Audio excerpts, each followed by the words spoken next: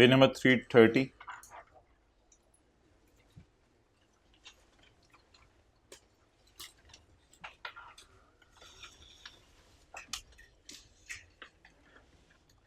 Arithmetical error क्या होती है?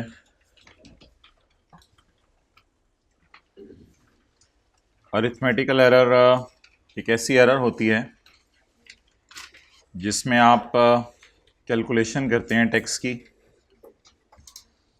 या रॉन्ग या इनकरेक्ट। तो बस यही प्लस माइनस की गलती जिसे कहते हैं, इसे अरिथमेटिकल एरर कहते हैं। चाहे वो मिनिमम टैक्स गलत निकालें, वो जो सेल का 1.25% लगता था, या फाइनल टैक्स गलत निकालें डिविडेंड वाला, तो गलत टैक्स निकालना is called as arithmetical error. Point number B,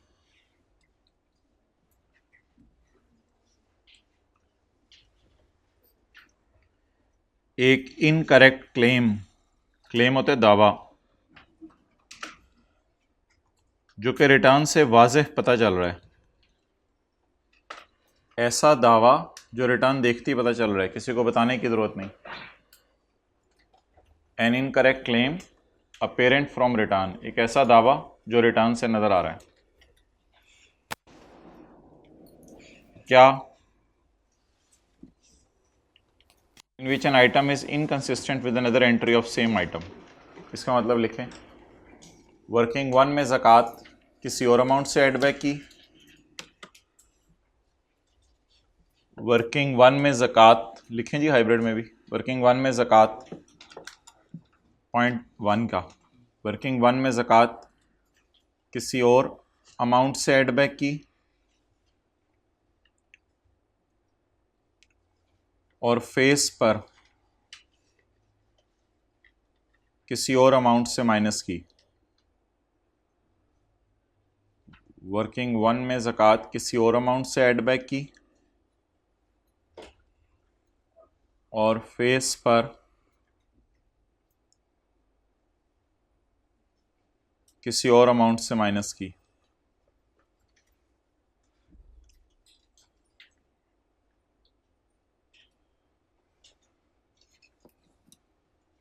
तो there is an inconsistency now, अब इनकॉन्सिस्टेंसी है।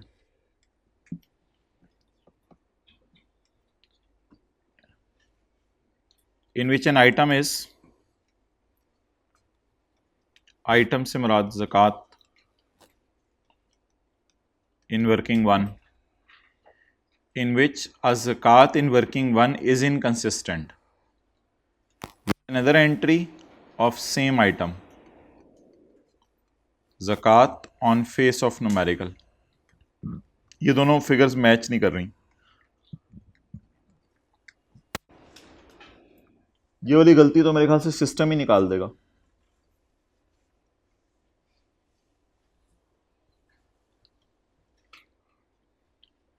टैक्स पेमेंट, आपने टैक्स पे किया which is not verified from collection system of FBR।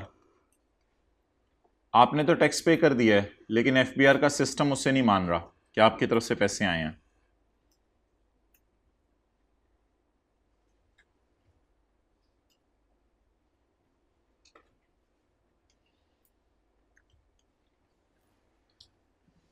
ऐसा खर्चा जो एक्सीड कर है लिमिट, ये भी सिस्टम पकड़ लेगा। मिसाल के तौर पे सैलरी ग्रेटर देन 25,000 आपने कैश में पे कर दी, ये सिस्टम पकड़ लेगा। परसेंटेज, आपको याद है एक जगह हमने 20% कहा था परचेज का नॉट अलाउड होगा, परसेंटेज की भी एक मिसाल दे दी आपको। फ्रैक्शन, अभी हमने पढ़ा था सेक्शन 21 का क्यू, कल परसों पढ़ा था, उसमें एक फार्मूला बनाया था A/B/C, ये फार्मूला आपने गलत लगा दिया, तो ये सिस्टम गलती पकड़ लेगा, सिस्टम ही गलती पकड़ लेगा, इसमें ह्यूमन इंटरवेंशन की ज़रूरत नहीं है।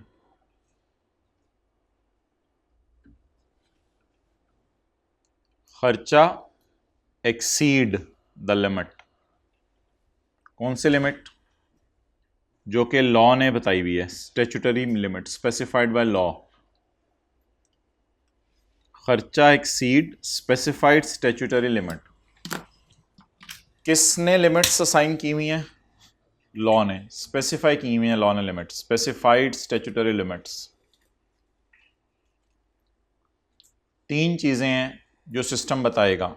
नंबर 1, एक ही आइटम एक जगह किसी और तरह नज़र आ रहा है, दूसरी जगह किसी और तरह नज़र आ रहा है। दूसरा, एफबीआर का सिस्टम वेरीफाई नहीं कर रहा कि पैसा रिकवर हो गया। और तीसरा, खर्चा एक्सीड कर रहा है लिमिट्स को, चाहे वो अमाउंट हो, चाहे परसेंटेज हो, चाहे रेशो हो, चाहे कोई फ्रैक्शन हो।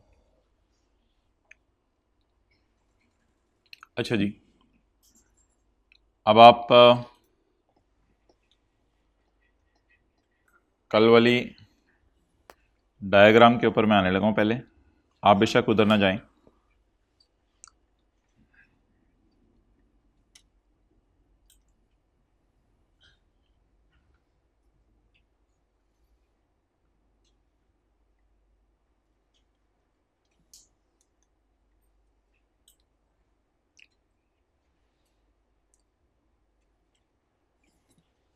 जब आप रिटर्न जमा करवाते हैं तो सिस्टम उसमें ऑटोमेटिकली गलतियां सही करेगा।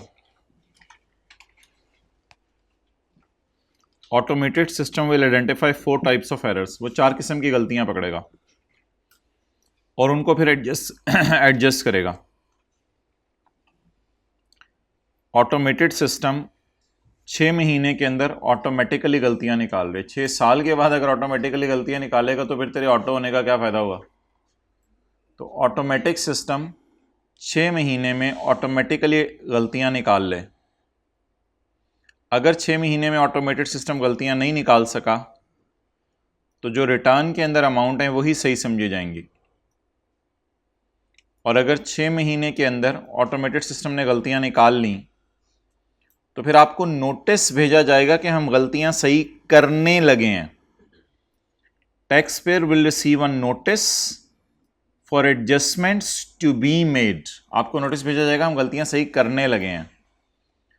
अगर आपने 30 दिनों में उनका रिस्पॉन्स ना किया तो फिर ऐसी सूरत में गलतियां सही कर दी जाएंगी। और अगर आपने 30 दिनों में रिस्पॉन्ड कर दिया तो फिर आपको रिलैक्स किया जाएगा और थोड़ी बहुत ही गलतियां सही की जाएंगी। बाकी जिन चीज़ों का आपने माफ़ी मांग ली वो फिर माफ़ हो जाएंगी। तो his response will be considered before making adjustment. बहरहाल ऑटोमेटेड सिस्टम के पास कितने महीने अवेलेबल हैं गलतियां सही करने के लिए? 6 महीने अवेलेबल हैं। अच्छा, इसको ना अब हम रिदम से करते हैं और 4 चीज़ें बना लेते हैं इसकी।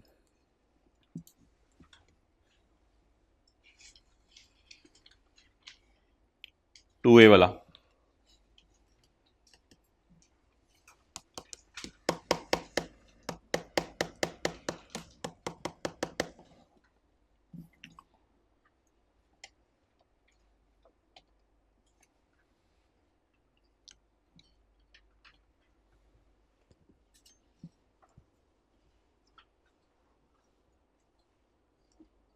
एक,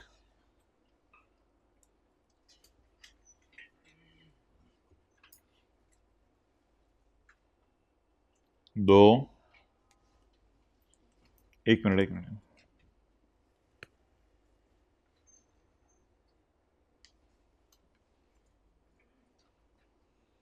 दो, तीन, 4।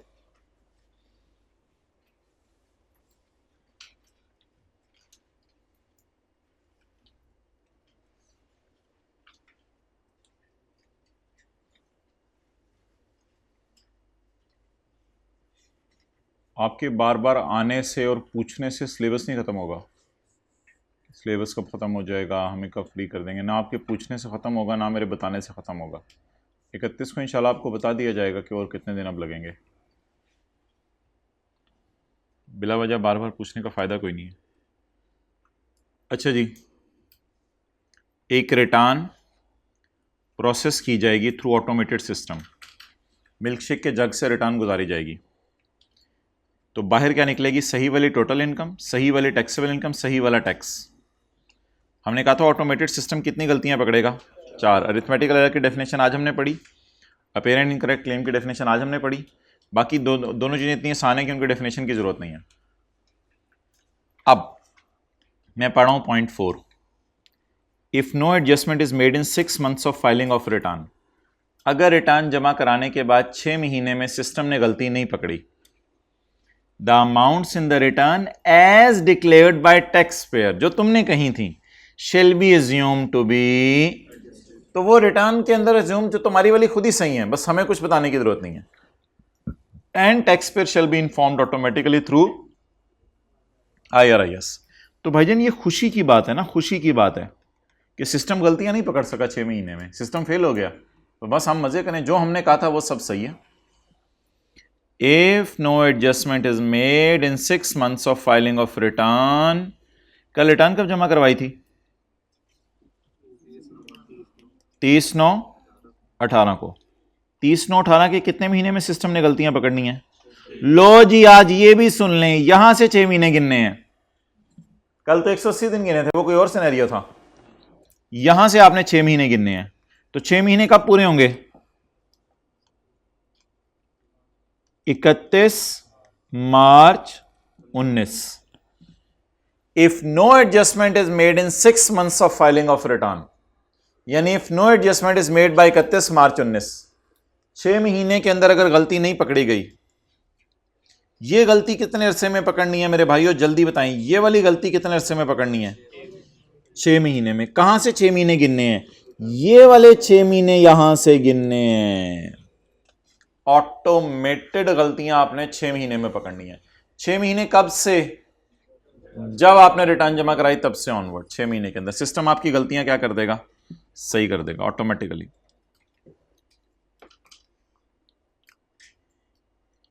If no adjustment is made in 6 months, that is by 31 मार्च।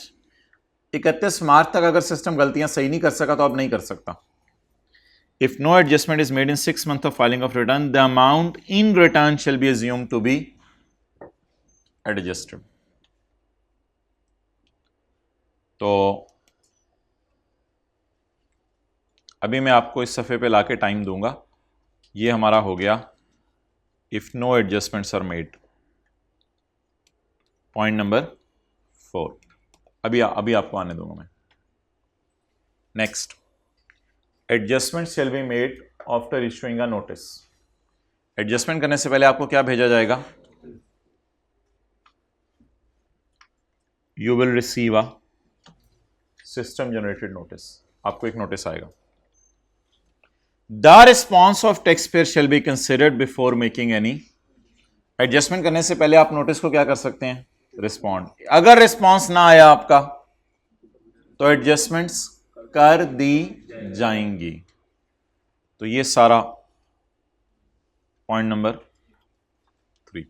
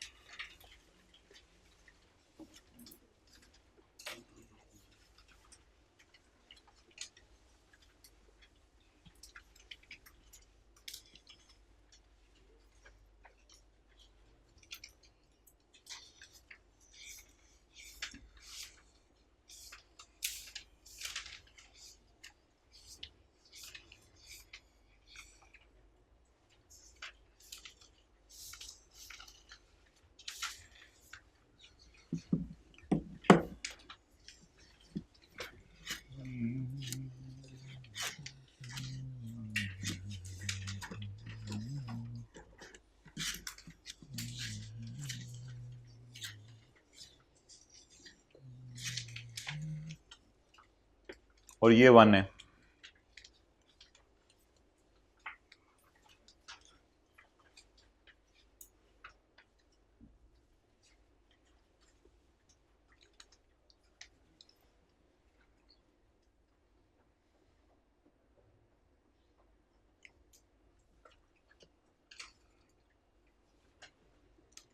अच्छा, भाई ऑटोमेटेड सिस्टम बिल्कुल अलग चीज़ है और कल हमने बिल्कुल कुछ और पढ़ा था। कल वाला मैंने भी रिवाइज़ आपको करवाना है। फ़िलहाल मैं आपको ऑटोमेटेड सिस्टम बता रहा हूँ क्या होता है। जब भी कभी आप ज़िंदगी में रिटर्न जमा करवाएं ना, तो अगले 6 महीने आपने डरते रहना है। बस ये ज़िंदगी में साथ ही हैं, खुशियाँ, डर, गम। जब भी आप रिटर्न जमा करवाएं आपने 6 महीने डरते रहना है। 6 महीने के बाद ऑटोमेटेड तरीके से सिस्टम गलतियां सही नहीं कर सकता। ये हमारा पहला कॉन्सेप्ट है जो अनलकीली आखिर में लिखा हुआ है। If no adjustment is made in 6 month, तो फिर आपकी रिटर्न वाली अमाउंट सी सही है। अगर 6 महीने में सिस्टम गलतियां सही करना चाहता है तो फिर एक काम करे, आगे आपको कहानी सारी पता है। अगर सिस्टम 6 महीने में गलतियां सही करना चाहता है तो एक काम करे, बताएं। Adjustment shall be made after issuing a notice. और नोटिस का अगर आपने रिस्पांस दे दिया ठीक है, नहीं रिस्पांस दिया तो फिर गलतियां सही कर दी जाएंगी जो सिस्टम को समझ आ रही हैं। डन। ये है जी ऑटोमेटेड सिस्टम। कल जो हमने पढ़ा था वो अलग कहानी है, वो मैं बताता हूं क्या है। अनलकीली ऑटोमेटेड सिस्टम के बारे में आखिर में एक लाइन लिखी हुई है जिसे हम कहते हैं drop scene. Provisions of this subsection 2A shall apply from the date notified by FBR। Automated system तब ऑपरेटिव होगा जब FBR बताएगा। अभी तक FBR ने ऐसी कोई डेट नहीं बताई। नतीजतन द कॉन्सेप्ट ऑफ बस however FBR has not specified any date. तो अभी तक 2A के बारे में FBR ने कोई डेट नहीं बताई। तो क्या अभी 2A ऑपरेशनल है पाकिस्तान में या नहीं ऑपरेशनल? नहीं ऑपरेशनल। तो ये एक प्रोविजन है जो पेपर में टेस्ट हो सकती है, लेकिन अभी पाकिस्तान में ये ऑपरेशनल नहीं हुई। शायद वो ऑटोमेटेड सिस्टम भी बन रहा है, शायद FBR वाले भी बनाने की कोशिश में लगे हुए हैं। अच्छा, अब जो हमने कल पढ़ा था वो सारा मैं आपको कराने लगा हूं। कल हमने क्या पढ़ा था? कल हमने 2 बातें पढ़ी थी, दोनों अलग अलग बातें हैं। अगर आपने कंप्लीट रिटर्न जमा करवा दी तो क्या होगा, और दूसरी बात हमने पढ़ी थी अगर आपने रिटर्न इनकम्प्लीट जमा करवाई तो क्या होगा। अब मैं पहली बात पढ़ने लगा हूं, अगर आपने कंप्लीट रिटर्न जमा करवा दी। अगर आपने अपनी तरफ से कंप्लीट रिटर्न जमा करवा दी तो एज्यूम किया जाएगा कमिश्नर ने आपकी असेसमेंट बना ली है और बना के आपको इशू भी कर दी है। यानी अगर आप रिटर्न जाके जमा करवाएं, अब आपको नए लॉ में कोई सफ़ा नहीं मिलेगा। एज्यूम किया जाएगा कमिश्नर ने आपकी असेसमेंट कर ली है और करके आपको इशू भी कर दिया। इसका नाम नॉर्मल असेसमेंट भी है और इसका नाम एज्यूम्ड असेसमेंट भी है और इसका नाम डीम्ड असेसमेंट भी है। यानी एज्यूम कर लिया गया है कि आपकी असेसमेंट हो गई है, बिल्कुल नॉर्मल तरीके से। बल्कि जो आपने रिटर्न जमा करवाई है वही आपकी असेसमेंट ऑर्डर भी है। यह तो तब है जब आपकी रिटर्न मुकम्मल है।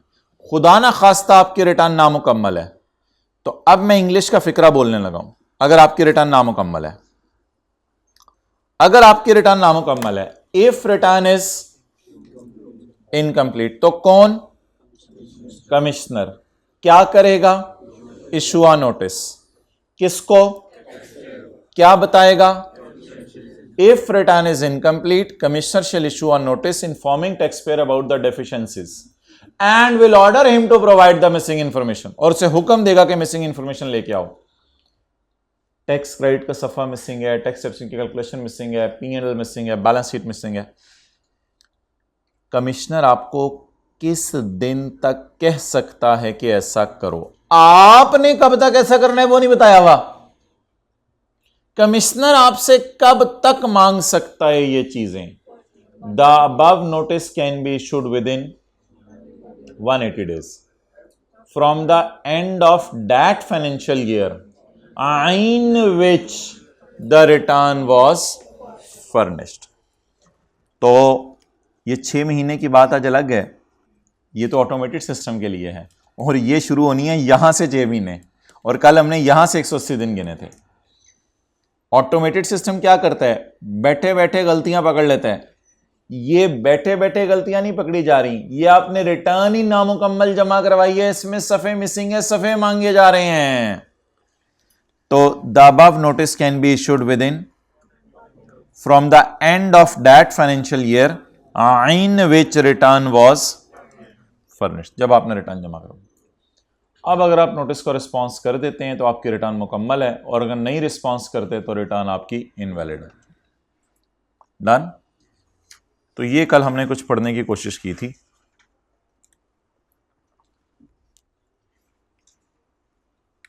कि टैक्स पेयर ने रिटर्न जमा करवाई, मुकम्मल, मुकम्मल, मुकम्मल के साथ लिखें नो।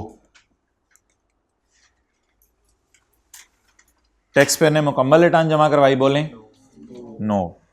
तो कमिश्नर आपको इशू करेगा जिसमें आपकी गलतियां बताएगा। अगर आप रिस्पांस नहीं देते तो आपकी रिटर्न, और अगर आप रिस्पांस दे देते हैं तो आपकी रिटर्न कंप्लीट। ये तो कल पढ़ा था सारा। तो बीच में एक नई कड़ीच है ऑटोमेटेड सिस्टम, वो बिल्कुल इंडिपेंडेंट कहानी है, उसका कल वाली कहानी से कोई ताल्लुक नहीं है।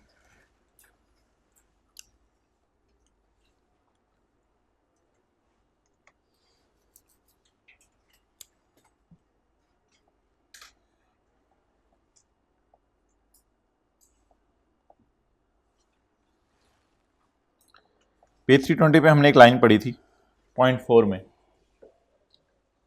If a person has not furnish return, अगर एक बंदे ने रिटर्न ही जमा नहीं कराई। कल हमने कुछ और पढ़ा था, जमा करवाई है लेकिन इनकम्प्लीट है। खुदा के लिए अपने तोजा तबक रोशन रखें और दिलो जान और पूरे जिस्म से इधर मुतवज्जे रहें। इस चैप्टर के अंदर आए क्या वो सवाल बना रहे हैं, आपकी सोच है, बिल्कुल सिनेरियो बेस्ड सवाल आ रहे हैं। जो अकल लगाएगा वो पास हो जाएगा, जो अकल नहीं लगाएगा वो फेल हो जाएगा इसमें। तो खुदा के लिए इस चैप्टर को इंपॉर्टेंस दे दें। ऐसे ऐसे सवाल आ रहे हैं, आपकी सोच है, लेकिन आसान सवाल हैं। जो पढ़ा है, जो नहीं पढ़ा उसको फिर समझ भी नहीं आने सवाल। ये सवाल आए क्या, सवाल ही नहीं समझ आता सवाल क्या। अच्छा जी, हमने काफ़ी महीने पहले एक लाइन पढ़ी थी, अगर एक बंदा रिटर्न जमा ना करवाए तो पिछले 5 साल या 10 साल की रिटर्न आपने जमा नहीं करवाई तो आपको नोटिस भेजा जाएगा, और जब आपको नोटिस भेजा जाएगा तो आपने 30 दिनों में आकर रिटर्न जमा करवानी है। ये बड़ी पुरानी बात हमने पढ़ी थी। कल हमने बिल्कुल कुछ और पढ़ा था। कल हमने पढ़ा था एक बंदे ने रिटर्न जमा करा दी है और कराने के बाद पता चला कि वो इनकम्प्लीट है, और इधर क्या है, बंदे ने सिरे से रिटर्न ही जमा नहीं करवाई। ये हमने चैप्टर के दूसरे सफ़े पे पढ़ा था कि अगर एक बंदे ने रिटर्न ही जमा नहीं करवाई तो क्या होगा। फिर आपको नोटिस दिया जाएगा कि कितने दिनों में रिटर्न जमा करवा दो, 30 दिनों में जमा करवा दो। तो फिर ऐसी सूरत में if a person is not furnish a return, commissioner आपको नोटिस देगा 30 दिनों में जमा करवा दो, फिर आपने जमा करवानी है। और एक और भी पढ़ा था कि अगर आपने 12 महीने से कम की रिटर्न जमा नहीं करवाई तो भी कमिश्नर नोटिस देगा और कहेगा 12 महीने से कम की रिटर्न जमा करवा दो। अच्छा जी, आज नया सेक्शन हम पढ़ने लगे हैं, बेस्ट जजमेंट असेसमेंट।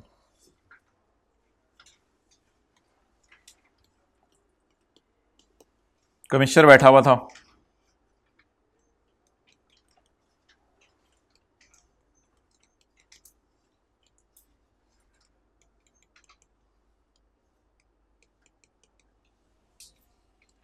कमिश्नर के शागिर्द 4 बच्चे पकड़ के लाए और कमिश्नर साहब होगा, कमिश्नर साहब आप कमरे में बैठे हैं,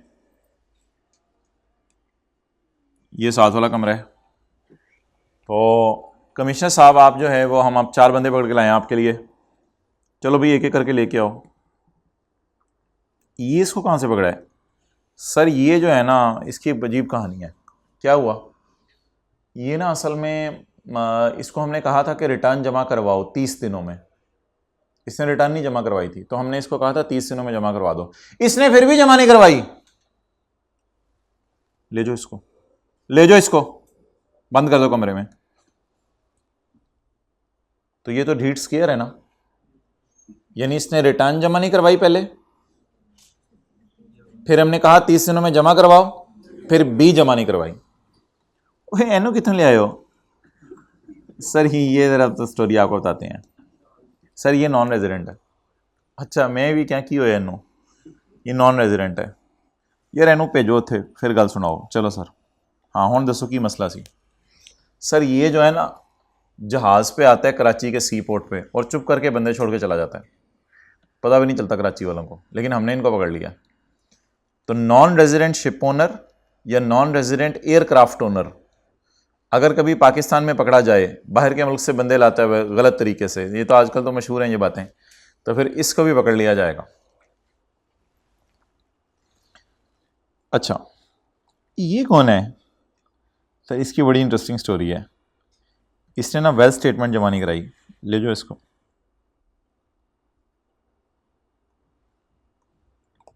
पढ़ाओ हो। चलो ये कौन है सर? ये शरीफ बंदा इंजमामुल हक इसका नाम है। क्या इसको क्या हुआ यार? सर इसका ऑडिट शुरू हो गया था, रिकॉर्ड नहीं दिखा रहा। हम कहते हैं बाहर निकलो, कहते हैं नहीं आना, तो हम बाहर निकाल ही नहीं सकते। हमें सब दरवाजे बंद कर लिए थे, ताले लगा दिए थे घर में, ना खिड़की ना रोशनदान, कोई चक्कर ही नहीं। सर भेजो यार इसको भी।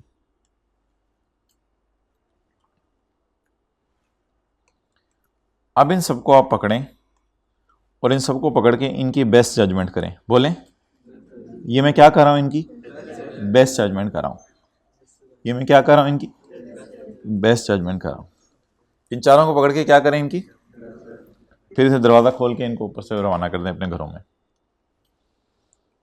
द कमिश्नर में make an assessment of income and tax. Commissioner make करेगा, मेक करेगा या मेक करके इशू भी करेगा? मेक करके इशू भी करेगा। तो ये जी करना है, कमिश्नर में make an assessment of income and tax. ये असल बात है, बाकी फिर बातें मैं बाद में पढ़ाता हूँ। द कमिश्नर में make an assessment of income and tax. Commissioner उसकी इनकम और उसका टैक्स मालूम करेगा।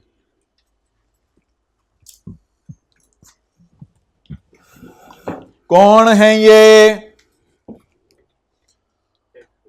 कौन है ये? If a person fails to furnish return of income even in response of notice for demanding return,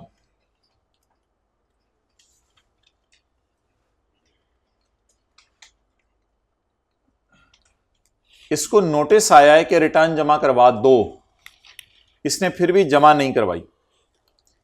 even in response of notice for demanding return. इसको notice आया था 114 के 4 वाला या 114 के 3 वाला, फिर भी इसने जमा नहीं करवाई। If a person fails to furnish a return as a non resident ship owner और as a non-resident aircraft owner. If a person fails to furnish a well stated. If a person fails to produce accounts or document, underline की भी है मैंने बात, वो ही बात main है। If a person fails to produce accounts or documents, अगर बंदा अपने रिकॉर्ड दिखाने से इनकार कर दे, किसको? कमिश्नर को या स्पेशल ऑडिट पैनल को या किसी भी बंदे को जो कि सीए की फॉर्म ने भेजा है, इन 3 लोगों को रिकॉर्ड दिखाने से इनकार कर दे। इन 3 लोगों ने रिकॉर्ड देख के क्या करना है? Required for making assessment of income and tax. इनको रिकॉर्ड चाहिए ताकि बंदे की इनकम को क्या कर सकें? असेस कर सकें।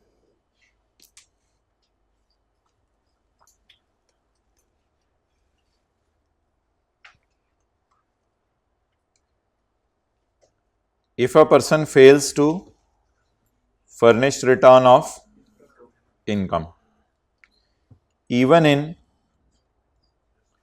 response of notice, इसको नोटिस आया था for demanding return, जिसमें इससे रिटर्न मांगी गई थी। If a person fails to furnish return as a non-resident ship owner, if a person fails to furnish a if a person fails to produce accounts or the commissioner may make an assessment of income and tax based on available information and exercising is based on available information. Available information क्या है? Aircraft owner के उसमें जाके देख लें, 70 सीटें लगी हुई हैं, 2 फोल्डिंग डाल लें, 72 सीटें हैं। बेस्ट जजमेंट क्या है? अंदाज़ा लगा लें सवारी का किराया कितना होता है जी। 1 लाख रुपए किराया लेते हैं हम श्रीलंका से आने का, तो 72 ज़रब 1 लाख करके आप जो है वो इसकी इनकम निकाल लें। तो commissioner may based on available information and exercising his best अकल make an assessment of income and tax.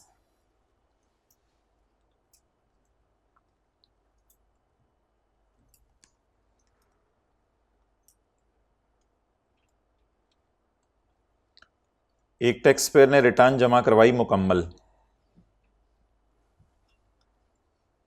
तो कल हमने पढ़ा था it will be assumed that commissioner has made an assessment of income and tax.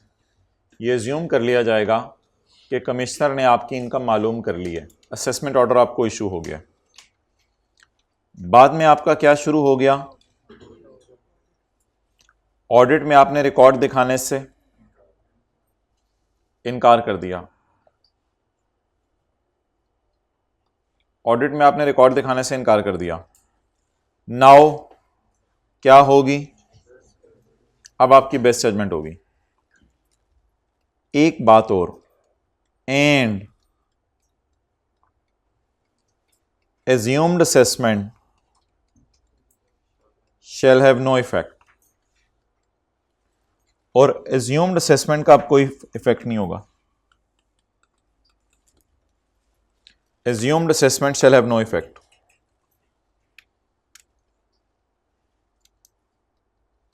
पूरा लिखें, and assumed assessment shall have no effect। क्या मतलब assumed assessment shall have no effect?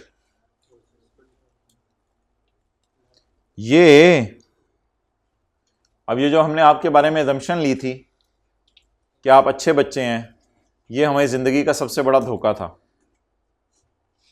और हमने बहुत बड़ी गलती की ये assume करके कि आप सच बोल रहे हैं।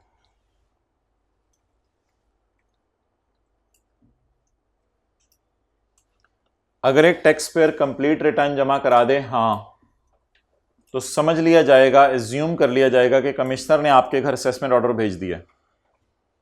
लेकिन बाद में अनलकीली आपका ऑडिट शुरू हो गया और आपने रिकॉर्ड दिखाने से नाउ बेस्ट जजमेंट आपकी की जाएगी and assumed assessment shall have.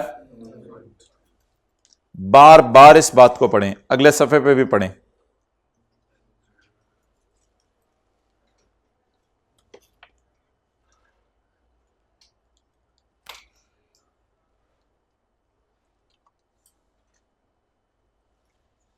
Point D आपको पढ़ा रहा हूं।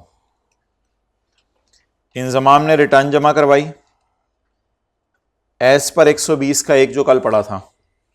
एज्यूम्ड असेसमेंट ऑर्डर इसको इशू हो गया है। एज्यूम्ड, हकीकतन इशू नहीं हुआ। कमिश्नर ने ऑडिट शुरू किया और उसने रिकॉर्ड दिखाने से अब कमिश्नर कौन सी असेसमेंट करेगा? But now assumed assessment will have. अब एज्यूम्ड असेसमेंट उठा के फाड़ के फेंक दी जाएगी।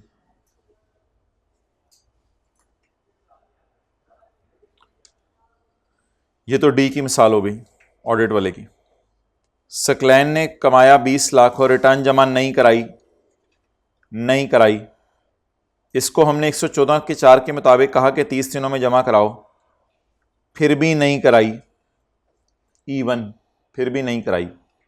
नाउ 114 का 4, नाउ कमिश्नर विल मेक ये वो पहला वाला बंदा जिसको पकड़ा था। Now commissioner will make best judgment. अब आपकी क्या की जाएगी? तो दोनों की मिसाल हमने पढ़ ली, ए बी की भी मिसाल पढ़ ली और डी की भी मिसाल पढ़ ली। दरमियान वाले दोनों आसान थे, बी और सी। तो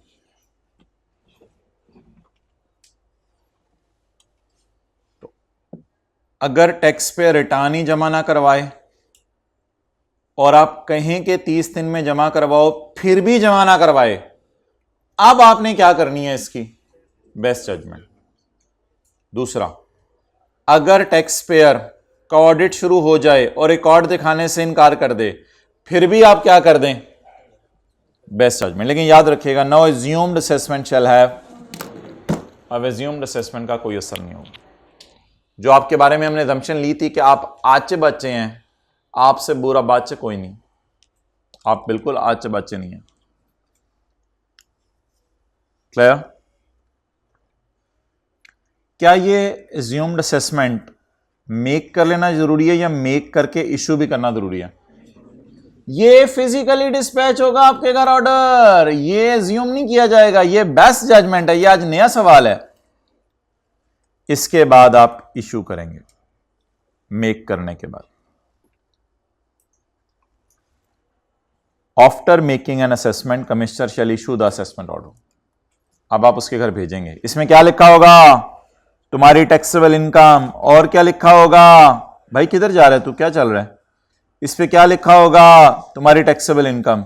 इस पे क्या लिखा होगा? तुम्हारा टैक्स। इस पे क्या लिखा होगा? कितना टैक्स तुमने ऑलरेडी पे कर दिया है। और अगर तुम्हें कोई मसला है, भाई ये बाहर जाएं जरा, चुप करवाएं बच्चों को। और अगर तुम्हें कोई मसला है, आपको ही जाना पड़ेगा शायद। और अगर तुम्हें कोई मसला है तो फलां जगह, फलां टाइम, फलां जगह आ जाना। और तरीका यह है अपील करने का, against the assessment order, appealing against the assessment order. अगर तुम मेरे असेसमेंट ऑर्डर के खिलाफ को कोर्ट में केस करना चाहते हो, बिल्कुल आ जाना, कोई मसला नहीं, बंदे लेके आना, उस टाइम पे आ जाना, उस जगह मैं तुम्हें मिलूंगा। तुम्हें कोई मसला है तो फिर आ जाओ।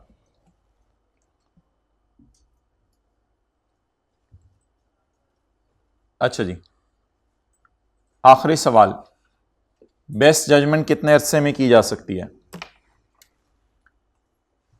30 जून 9 में आप सवारियां लेके आए तो आपकी बेस्ट जजमेंट की जा सकती है, बोलें, 30 जून 16 तक, 6 साल के अंदर। तो अगर आप 30 जून 9 के साल में सवारियां लेके आए हैं तो 30 जून 15 तक गवर्नमेंट आपको पकड़ सकती है, अगले 6 साल तक। 6 साल बाद गवर्नमेंट नहीं पूछ सकती कि 30 जून 9 में कितनी सवारियां लाए थे। Best judgment assessment can be issued with in after the end of the year to which it relates. जिस साल की असेसमेंट कर रहे हैं उसके 6 साल के अंदर।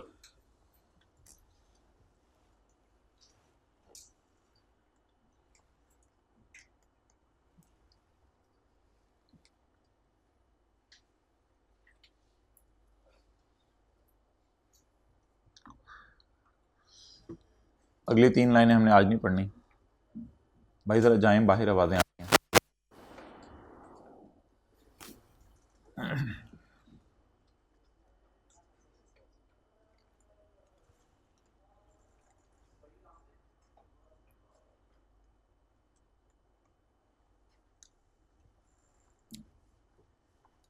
नए सेक्शन का नाम बताएं। अमेंडमेंट ऑफ,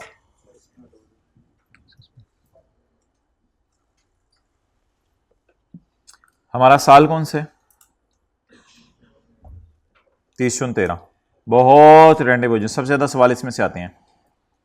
हमने रिटर्न कब जमा करवाई?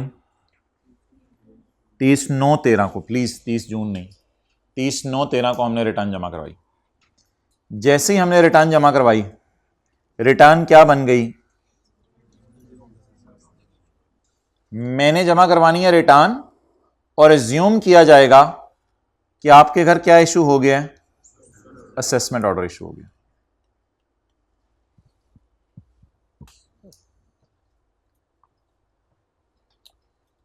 इसके बाद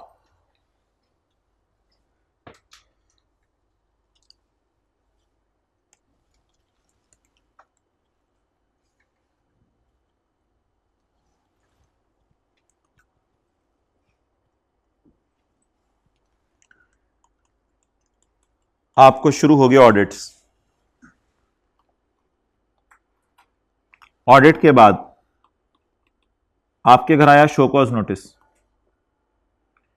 शो कॉज नोटिस का आपने किया रिप्लाई।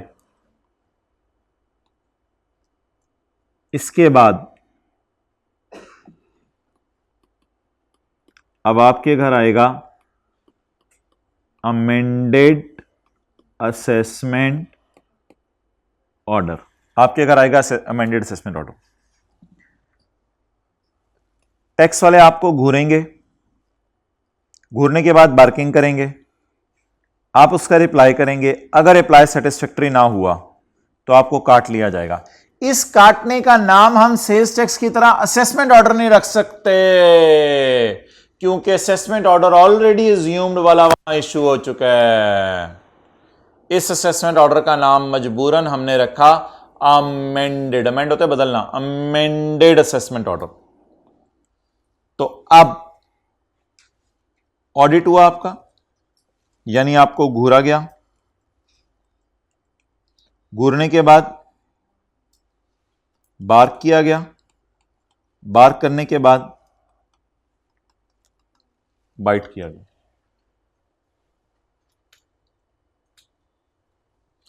और बीच में आपने रिप्लाई भी किया था।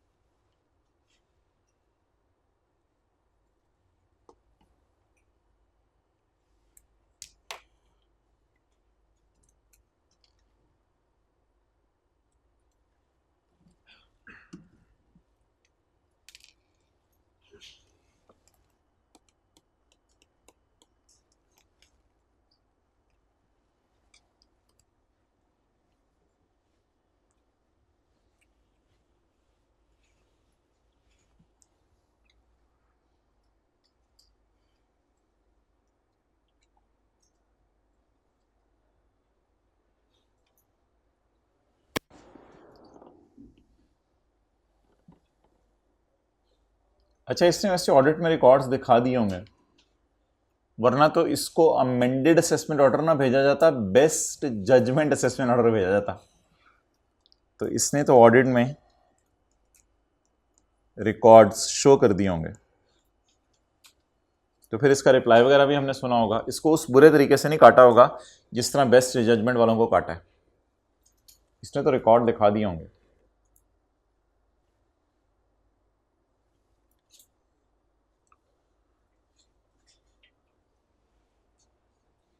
जी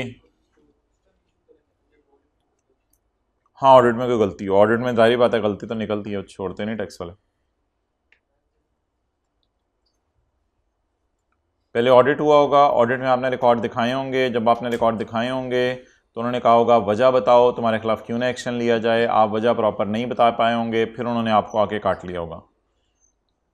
अब ये तो मैंने आपको कहा है कि अमेंडेड असेसमेंट ऑर्डर इशू हो गया है, मेरा सवाल उधर ही है कब तक हो सकता है, वो अब आज मैं आपको बताने लगा हूं कब तक हो सकता है।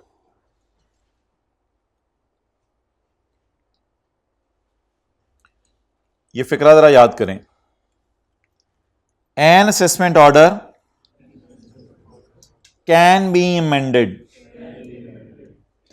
An assessment order can be amended, an assessment order can be amended within 5 years from the end of that financial year in which return is furnished, नहीं बोलना आज, in which assumed order is issued। अच्छा जी, an assessment order can be amended within 5 years from the end of that financial year in which assumed order is issued। Exact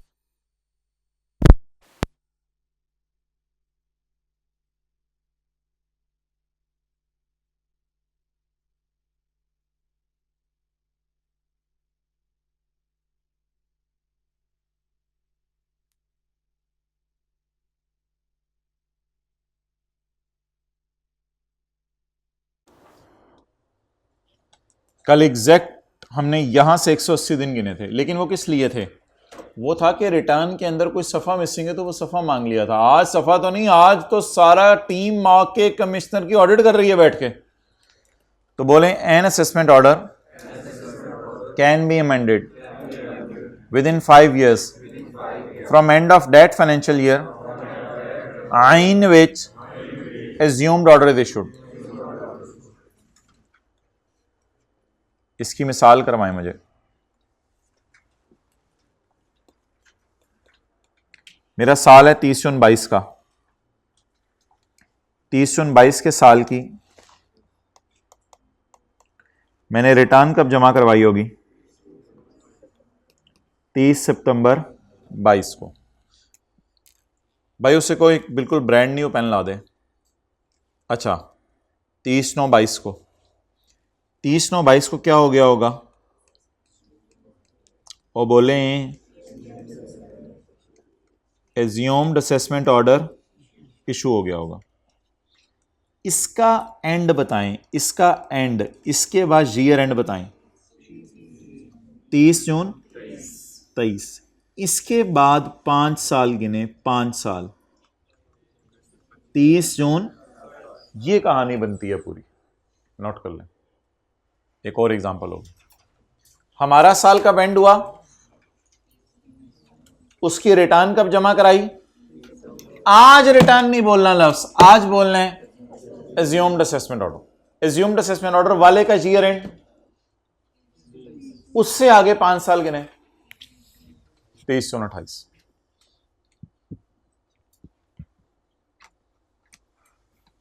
भाई अब्दुल्ला को कोई brand new pen ला दें जरा।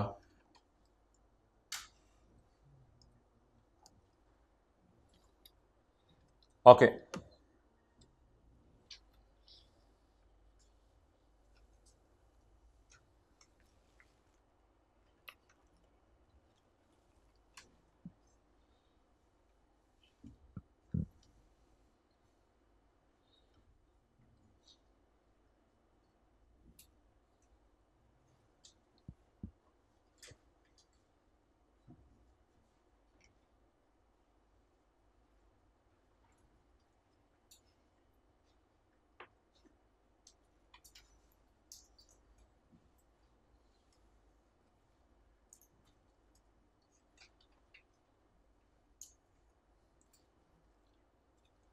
पढ़ें जी।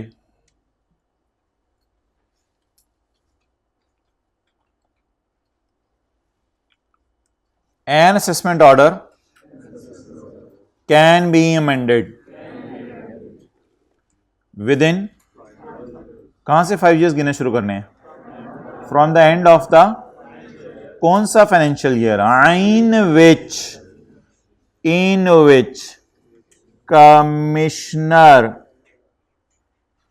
is assumed to have issued the original assessment order. In which commissioner is assumed to have issued the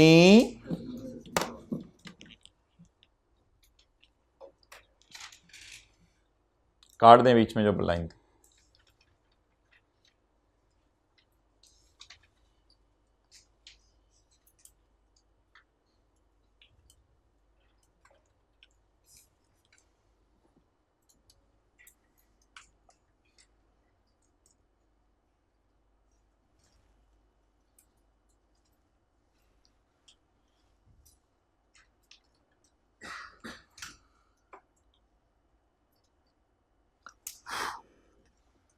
पढ़ें जी। Commissioner may amend following assessment order, देखिएगा वही बात, commissioner may amend following assessment order. Commissioner following assessment order को amend कर सकता है, which is assumed as issued under section 120, जो एज्यूम्ड एज इशूड है अंडर सेक्शन 120, कमिश्नर उसको अमेंड कर सकता है।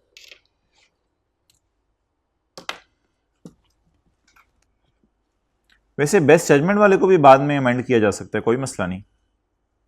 अमेंड इसको भी किया जा सकता है 120 वाले को, और amend 100 by making such alteration as he considers necessary. तो अमेंड 120 वाले को भी किया जा सकता है, 121 वाले को भी, ठीक है। बेस्ट जजमेंट आपने कर दी, बाद में दिल चाहा और चेंज कर दें, वो भी चेंज कर सकते हैं, कोई मसला नहीं। अच्छा जी, पॉइंट 3 तो कल वाला ही है, आए पढ़ें जरा अगले सफे पे।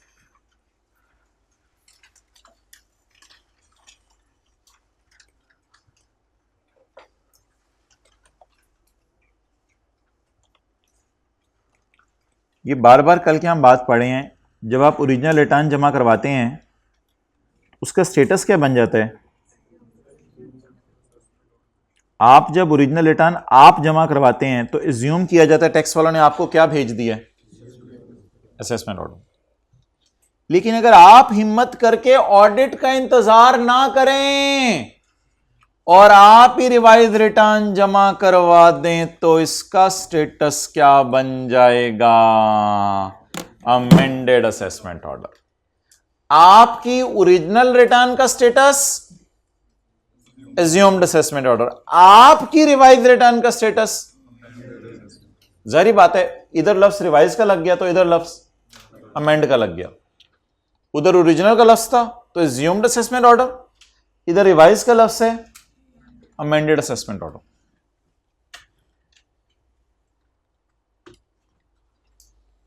अल्लाह का शुक्र है इंग्लिश वही है जो कल वाली थी,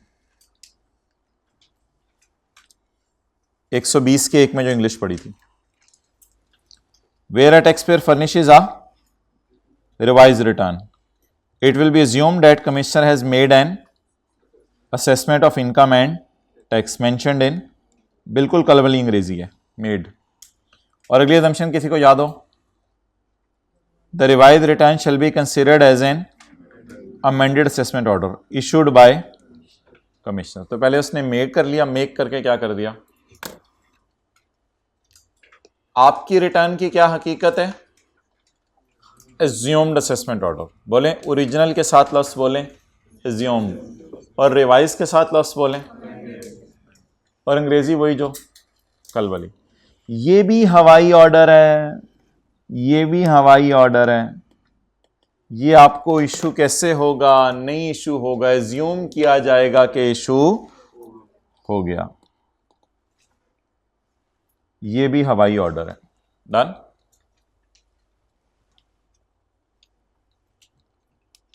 पॉइंट 4 इंशाल्लाह कल पढ़ेंगे।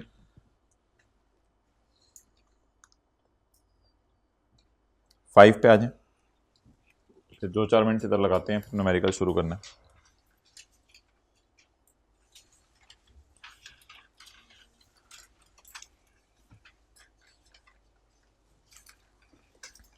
अच्छा जी, ऑडिट में क्या क्या गलतियां पकड़ी जा सकती हैं बताएं? कोई इनकम रिकॉर्ड करना आप भूल गए थे, ये ऑडिट में गलती पकड़ी जा सकती है। टोटल इनकम कम रिकॉर्ड हुई, ये ऑडिट में गलती पकड़ी जा सकती है। कम रेट लगा, ये ऑडिट में गलती पकड़ी जा सकती है। प्लीज मेरे साथ चलें, पे 344 पे। रिलीफ ज्यादा मिल गया, ये गलती पकड़ी जा सकती है। Any amount under a head of income has been misclassified, business capital gain में डाल दी या कैपिटल गेन बिजनेस में डाल दी, ये गलती पकड़ी जा सकती है। तो ऑडिट में कितने किस्म की गलतियां पकड़ी जा सकती हैं? 3। कोई इनकम आप भूल गए, कोई इनकम आपने कम रिकॉर्ड कर दी, या आपने किसी इनकम को किसी दूसरे हेड में डाल दिया। अंग्रेजी वही चल रही है, commissioner may amend, commissioner may amend और further amend an assessment order. Commissioner assessment order को बदल सकता है जब वो ऑडिट के जरिए और ऑन द बेसिस ऑफ पक्की खबर। डेफिनेट इंफॉर्मेशन क्या होती है? पक्की खबर। कमिश्नर ऑडिट पर या पक्की खबर पर मुतमईन हो जाए कि आपने कितने ब्लंडर मारे हैं? 3।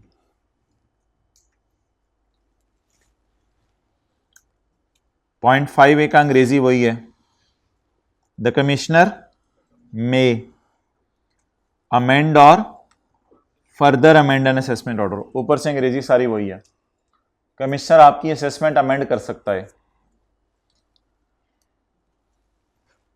इफ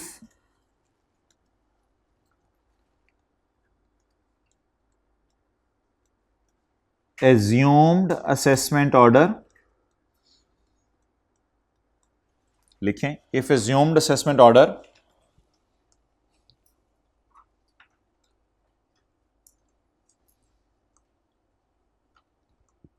is नुकसानदेह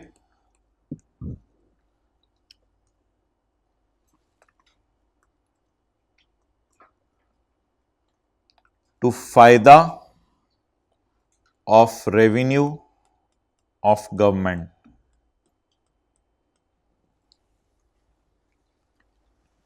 इफ कौन सा order?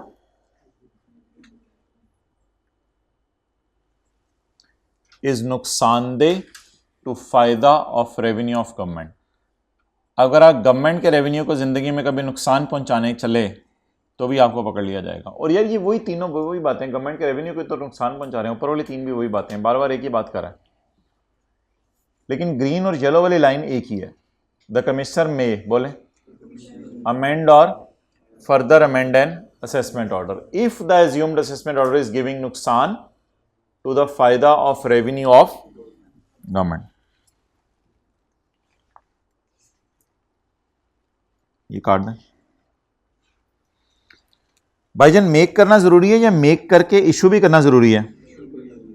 After making an amended assessment commissioner shall issue. ये चार लाइनें अभी पढ़ी हैं, थोड़ी देर पहले पढ़ी हैं। कहां पर? बेस्ट जजमेंट में। चौथी से शुरू करता हूं, आपको याद आ जाएगी। Time, place and manner of appealing against the tax paid if any amended tax and amended. क्या कमिश्नर जब ऑडिट करने के बाद दोबारा आपकी इनकम बताएगा तो ये वही इनकम होगी या अमेंड करके बताएगा? अमेंड करके बताएगा। पक्की खबर क्या होती है? पक्की खबर क्या होती है? आपने चीजें बेची या खरीदी, कमिश्नर को पता चल गया। पक्की खबर क्या होती है? आपको पैसे आए सर्विसेज देके, सादा सादा सी बातें। पक्की खबर क्या होती है? कोई और पैसे आए आपको जो कि चार्जेबल थे टैक्स के लिए, आपने खरीदा, खरीद के रखा हुआ है या बेच दिया है। कोई भी एसेट, वैल्यूएबल आर्टिकल और इन्वेस्टमेंट। वैल्यूएबल आर्टिकल सोना, इन्वेस्टमेंट शेयर्स, और any expenditure incurred by tax pair, या कोई भी खर्चा जो आपने किया।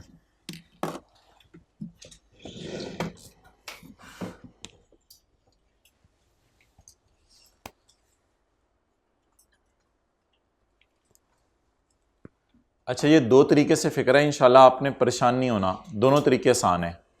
एक मैंने तरीका बोला है, an assessment order can be amended, और एक तरीका ये है बोलने का, commissioner may amend an assessment order. ये एक ही बात बार बार होनी है। बोलें, an assessment order can be amended, या दूसरे तरीके से बोल लें, commissioner may amend an assessment order. तो ये फिक्र वही है, उधर भी चलेगा इधर भी चलेगा, पूरे सेक्शन में चलेगा।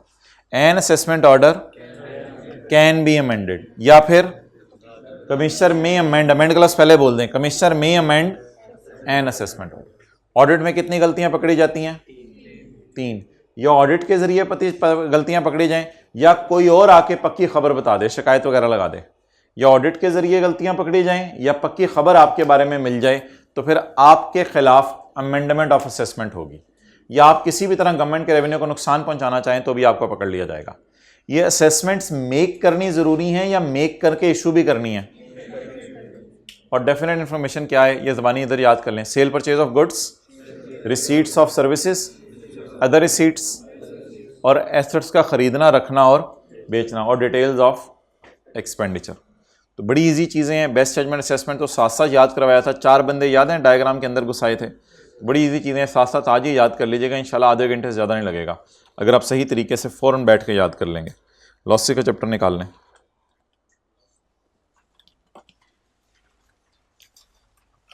पेज नंबर 306,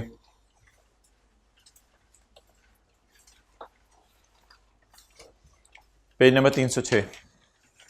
सवाल की पहली लाइन पढ़ें, सवाल की पहली लाइन पढ़ें। Hello, any traders either sold anything here in the business of buying and selling of maize and wheat? Agriculture income नहीं है इसकी। बाइंग एंड सेलिंग का मतलब होता है खरीद के बेच रही है, कोई खुद नहीं काश्त करी कि एग्रीकल्चर इनकम हो। In bulk quantities, following information has been extracted from LT's record for the year ended 31 दिसंबर 15। 31 दिसंबर 15 होते हैं स्पेशल टैक्स ईयर 16। ऐसे ही बताया था ना पहली क्लास में, पहली 2 क्लासें जाकर रिवाइज करें। 31 दिसंबर 15 होता है, special tax year 16। Wheat sold to food companies in Punjab amounted to 13 million. मजबूरन उसने सेल दे दी है, तो मैं सेल से सवाल शुरू करूंगा, मैं प्रॉफिट से नहीं शुरू करूंगा। और मेरे ख्याल से सेल से चलते हुए अलाउड खर्चों को माइनस कर दिया जाएगा। ये जो सेल है डिस्काउंट के बाद है। अच्छा, अगर डिस्काउंट ना देते तो फिर सेल कितनी होती हमारी? यार मैं एक चीज़ है 90 रुपए की बाजार से लाया हूं, मुझे 2 रुपए डिस्काउंट मिला है, अगर डिस्काउंट ना होता तो कितने रुपए की होती? 92 की। प्लीज़ बड़े हो जाएं। मैं एक चीज़ बाजार से 500 रुपए की लाया हूं डिस्काउंट के बाद, और डिस्काउंट मुझे मिला 20 रुपए, अगर डिस्काउंट ना होता तो? हमने सेल की है कितनी? 13,000 की। हमने अपने नए कस्टमर्स को डिस्काउंट दिया है, अगर हम डिस्काउंट ना देते तो 13,680 की बेचते। मुझे कैसे पता चला ये फिगर डिस्काउंट के बाद है? The sale was after discount. ये जो सेल है ये क्या है? After discount. चलें जी, दूसरा सफा। Working number 1, income from business non speculation.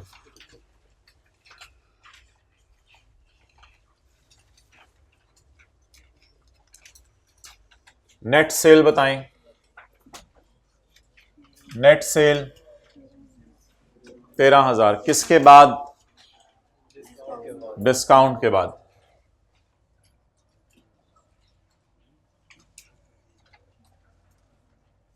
Discount कितना? अगर डिस्काउंट ना होता तो ग्रॉस सेल कितनी थी? सारे देखिएगा ऊपर, 10 - 4 इज इक्वल टू। लेकिन अगर मेरे से कोई कहे कि 10 रुपए की चीज है, 4 पे डिस्काउंट दिया, 6 की बेची है, तो कितने की असल थी? 6 + 4 करना पड़ेगा ना रिवर्स चलने के लिए। तो फिर ग्रॉस सेल कितनी थी? कोई बैलेंसिंग निकाल के बताए, ग्रॉस सेल कितनी थी? बैलेंसिंग 13,680। नोट कर।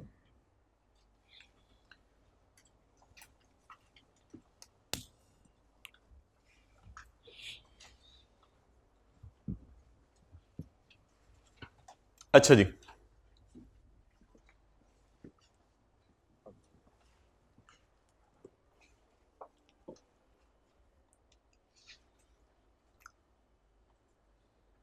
उधर ही रखें।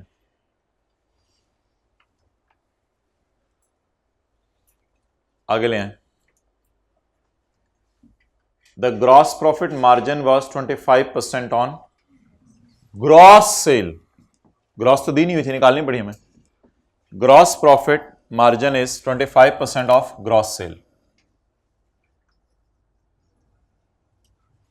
Gross profit is 25% of gross sale. Gross sale का 25% ग्रॉस प्रॉफिट मार्जिन है 3420। सबर, इन दोनों का डिफरेंस क्या होगा? इन दोनों का डिफरेंस क्या होगा? वैसे निकालना जरूरी नहीं है, लेकिन वैसे ही पूछ रहा हूं, इन दोनों का डिफरेंस क्या होगा?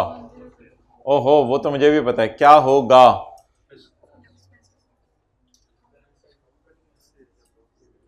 भाईजान sale minus cost of sale GP होता है ना। मैं ये पूछ रहा था, पता नहीं आप क्या सोचने लगे थे।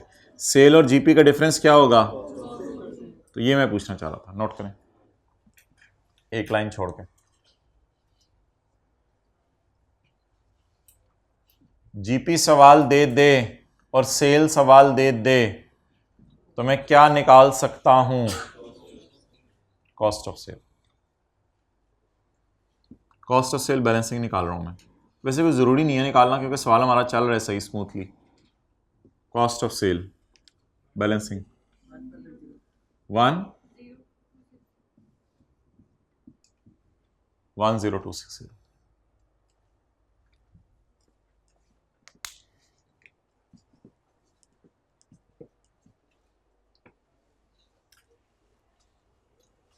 अगली लाइन पढ़ें। LT paid 6 lakh to a research institute. LT ने उधर कितना है 9580। अच्छा जी, अगली लाइन पढ़ें।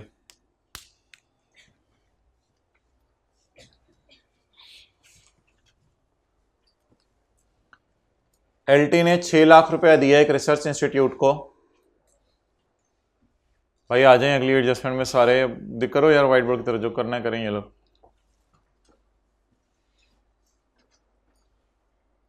अब ले आओ वापस।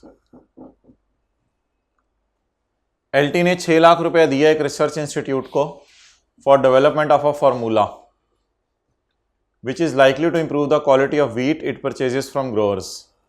तो ये रिसर्च इन्होंने शुरू की है ताकि जो व्हीट की क्वालिटी है वो इंक्रीज हो। तो आप मुझे ये बता दें, ये जो 6 लाख रुपए का खर्चा है, ये खर्चा आपका जेन्युइन खर्चा है और सेल से चलते हुए अलाउड खर्चे माइनस करने हैं, और रिसर्च भी पाकिस्तान में ही हुई होगी। तो सेल से चलते हुए क्या करें, अलाउड खर्चे माइनस कर दें, लेस एक्सपेंसेस रिसर्च का खर्चा जी कितना 600।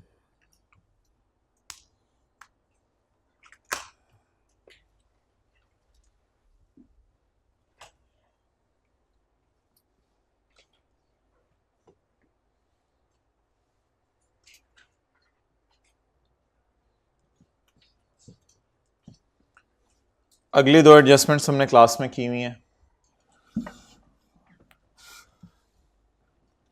LT और ME वाली।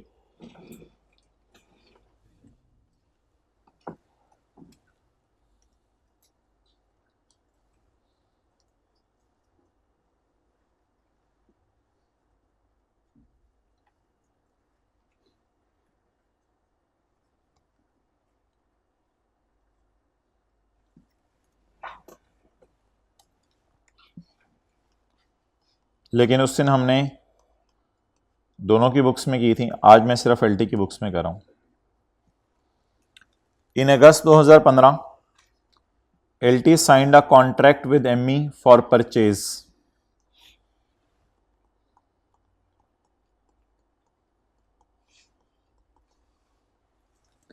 LT signed a contract with ME for purchase.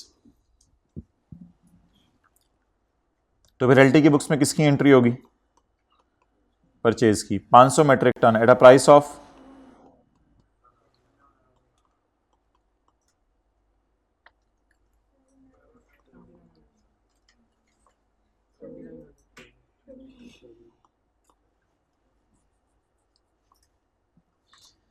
Delivery expected है अक्टूबर में। ME grade to purchase. ME ने कहा मैं भी खरीदूंगा। मैंने आपको कहा था प्लीज होश के नाखून लें, अगर ME खरीद रहा है, डबल एंट्री नहीं पूरी की, अच्छा प्लीज होश के नाखून लें, अगर ME खरीद रहा है तो नाउ LT बेचेगा। और LT की किताबों में किसकी एंट्री होगी, बेचने की। लेकिन वो बेचने की प्राइस किसी को भी नहीं पता, अक्टूबर ही बताएगा। वो फिर हो सकता है कोई सिकंदर बने कोई बंदर बने।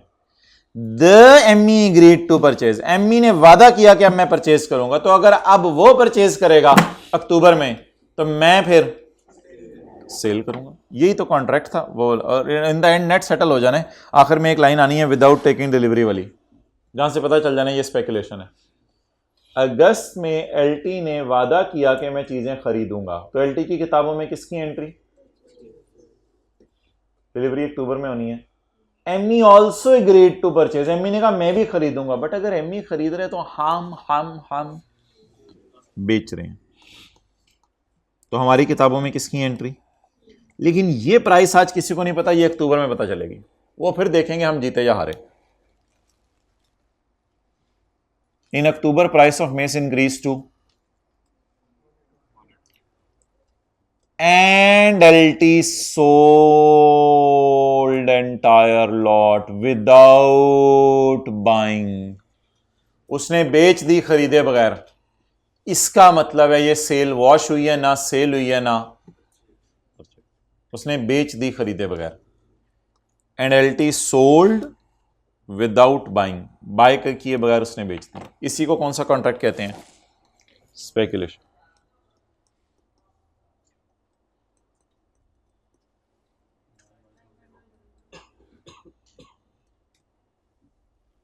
To zero, double zero, note कर लेंगे कहीं रफ वर्किंग में जाके। सफ़े के टॉप पे किताब पे नोट कर लें बस।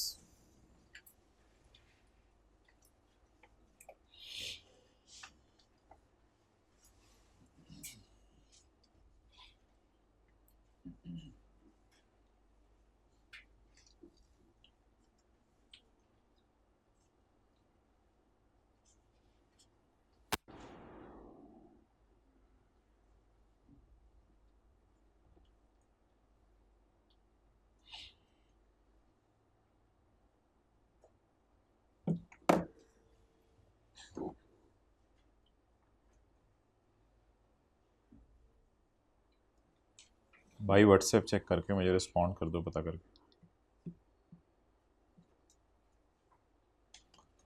चलें जा रहे, परचेज की एंट्री बुक करें और सेल की 5 लाइनें छोड़ दें इधर वर्किंग 1 में।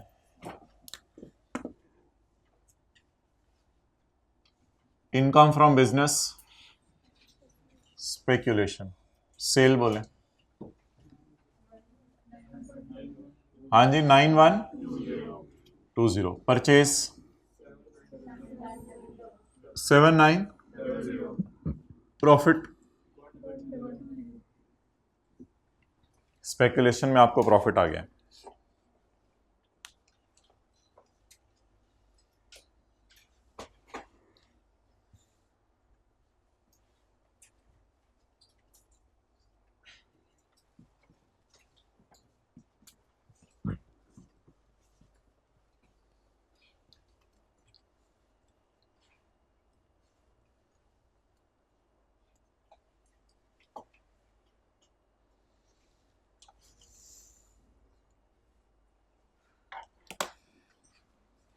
पढ़ेंगे आगे point 5। LT incurred expenditure of 25,000 in respect of above contract. LT incurred expenditure of 25,000 in respect of, तो यही वाला होगा ना, फिर ये वाला तो नहीं होगा। तो 25,000 कहाँ से माइनस करें? 25,000 यहाँ से माइनस करें या इधर से माइनस करें?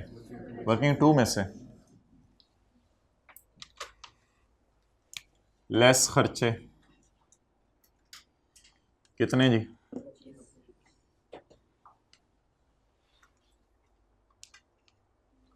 तो बड़ा रिदम चल रहा है सवाल का।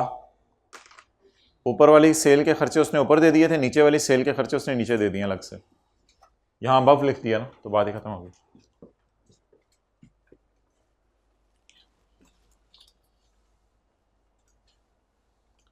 देखें ये वाला तो एक रिदम है। द रीज़न इसके ये जो वीट हमने ग्रो करना है उसको सही करना है, तो ये तो नॉर्मल बिजनेस है हमारा। और इधर लिख दिया था ये कौन सी सेल के खर्चे हैं। चलें जी आखिरी लाइन पढ़ लें, पॉइंट नंबर 6।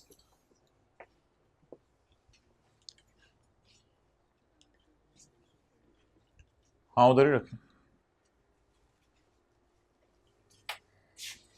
जल्दी करें।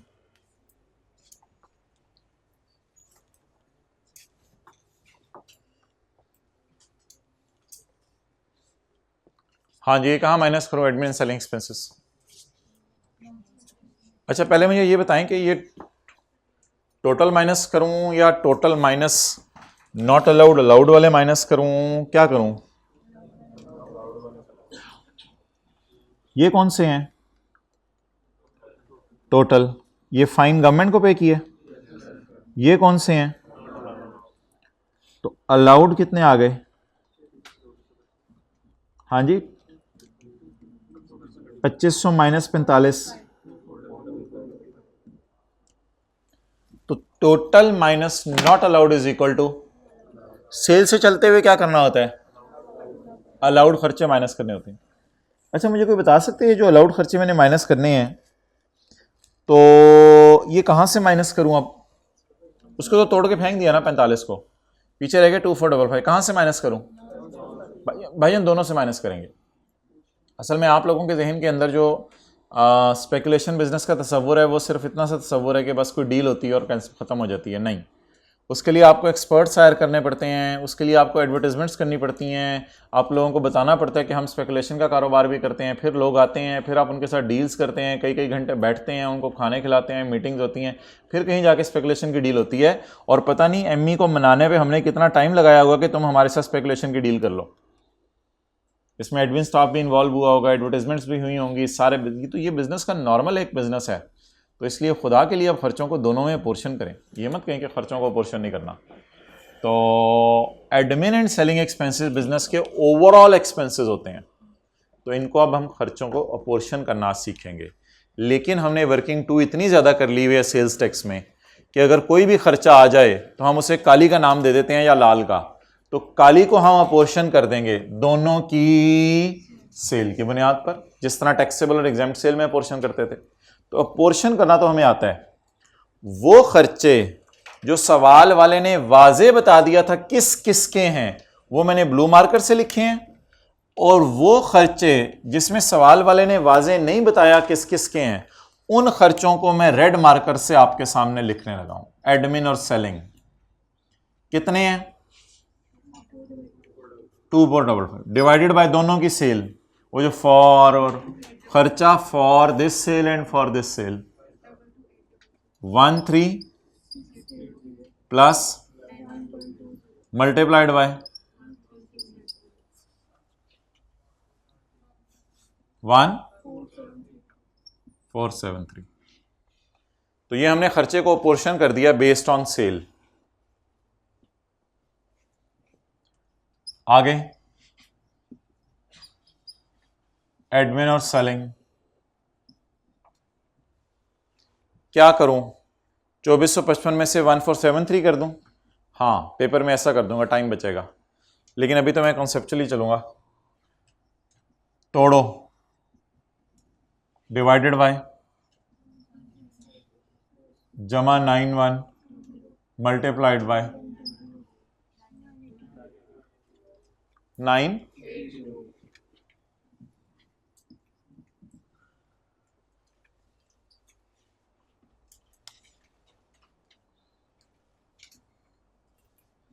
तो लिखें एडमिन सेलिंग को दोनों हेड्स में पोर्शन करेंगे।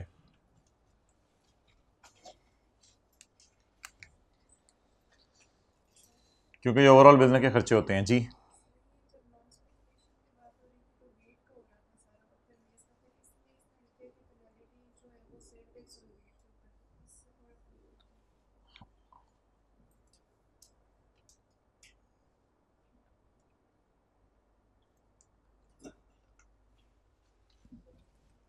जी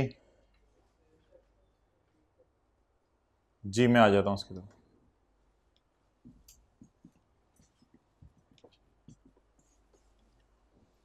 टोटल खर्चे हैं 2500। इनमें एक खर्चा पड़ा है जो आपने वीट के ऊपर सेल्स टैक्स लेट पे किया है, इसका मतलब है वो इसका खर्चा है और वो माइनस सिर्फ इसमें से होना चाहिए। लेकिन मैं उस खर्चे को कैसे माइनस करूं जब वो अलाउड ही नहीं है? तो मैंने क्या किया, फिर मैंने टोटल खर्चे पकड़े, उसमें से इस खर्चे को तोड़ के फेंक दिया, पीछे मेरे खर्चे बच गए ये। इसके बारे में सवाल नहीं बताया कि ये किसके हैं, क्योंकि ये ओवरऑल बिजनेस के एडमिन सेलिंग एक्सपेंसेस हैं। इसमें एक छोटा सा अजीब सा खर्चा पड़ा हुआ था, वो था इस सेल का, लेकिन उसको तो मैंने तोड़ के वैसे ही फेंक दिया है। पीछे खर्चे बच गए ये, इनके बारे में सवाल नहीं बताया, इनको मैंने दोनों में तकसीम कर दिया। और उस खर्चे को तो बिल्कुल ही डेड कर दें क्योंकि वो माइनस, हाँ अगर कभी प्रॉफिट से चलते तो फिर उसको नॉट अलाउड को ऐड बैक करते, वो फिर और कहानी होती है। अभी तो हम चल किससे रहे हैं, तो उस खर्चे को टोटली इग्नोर कर दें क्योंकि नॉट अलाउड है। जी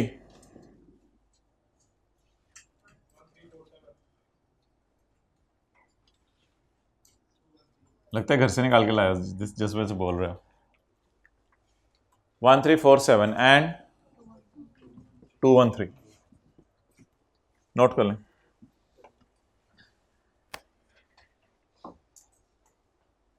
हाँ जी, कैन आई से इट सेफली कि ये मेरा करंट ईयर है, करंट ईयर देखा ही नहीं कुछ लोगों ने, यहां लिखा है मैंने। कैन इट से सेफली कि करंट ईयर में दोनों बसें हैं, करंट ईयर में दोनों प्रॉफिट्स हैं। अब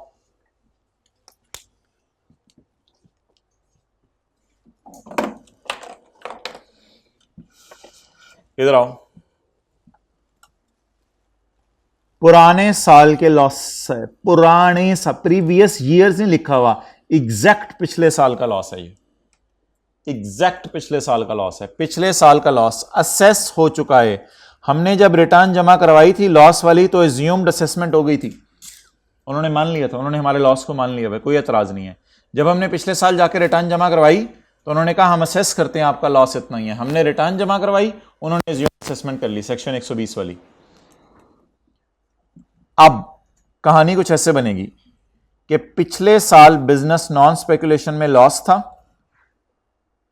पिछले साल स्पेकुलेशन में भी लॉस था, पिछले साल कैपिटल गेन में भी लॉस था। ये पिछले भाई पड़े हैं हमारे, और पाकिस्तान सोर्स इनकम का सवाल है, फॉरेन सोर्स इनकम्स का सवाल नहीं है। मुझे ये डेटा इस तरह का लग रहा है कि करंट ईयर में हमारा प्रॉफिट आ गया कितना, 13, और करंट ईयर में हमारा प्रॉफिट आ गया है कितना, लेकिन हमारे ब्रॉट फॉरवर्ड लॉसेस पड़े हैं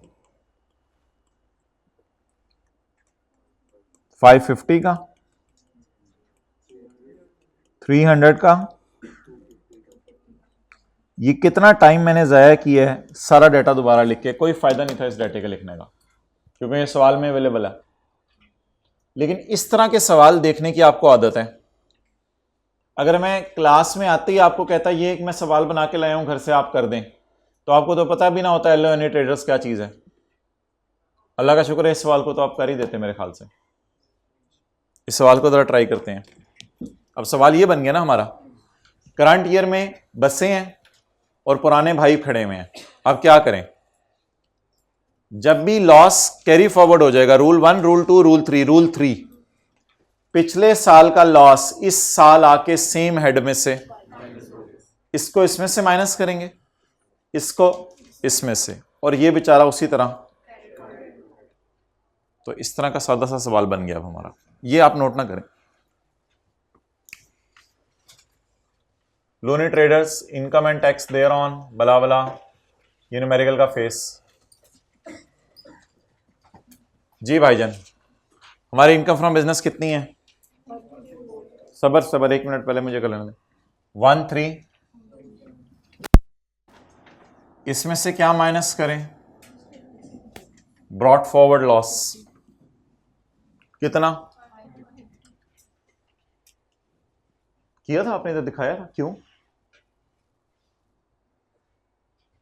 इसमें से क्या माइनस करें जी? इसके बाद कौन सी बस लाके खड़ी करें? ये इसमें से क्या माइनस करें, ब्रॉट फॉरवर्ड लॉस कितना?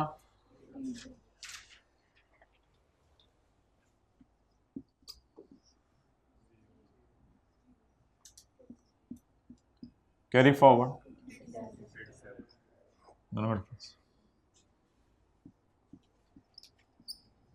797 मेरी आ गई टोटल इनकम। इसमें से मैं माइनस करूंगा ज़कात, सवाल में है नहीं, तो क्या आ जाएगी मेरी, कितनी? सवाल में टैक्स मांगा नहीं हुआ। एक और लॉस भी कैरी फॉरवर्ड होना है। ये तो इनकम फ्रॉम बिजनेस कौन सा है, एक और लॉस कैरी फॉरवर्ड होना है, कैपिटल गेन का लॉस कितना, 250।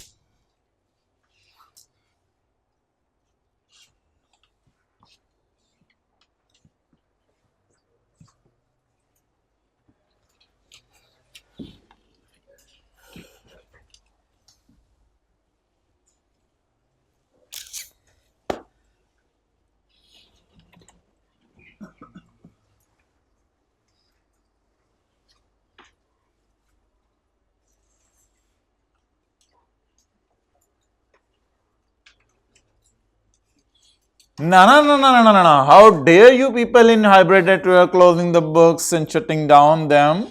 I will not allow you at least.